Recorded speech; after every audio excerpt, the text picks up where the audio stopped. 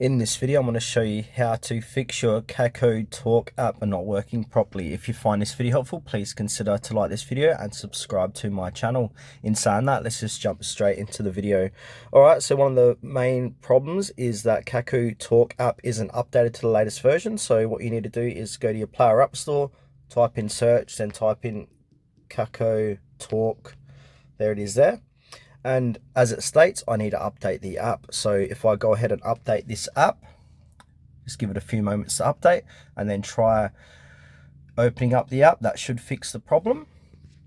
If that doesn't work, another solution, what we can do is to click and hold down the app icon, click on the little I button, and then we're going to be inside app info. From here, scroll down and click on the storage, and then we want to click on clear cache and then see if that fixes the problem. If that doesn't fix the problem, again, go back into click and hold the app icon, click on I for app info, scroll down, click on storage, click on clear data, and that's going to log you out as well. And then from there, just log back in.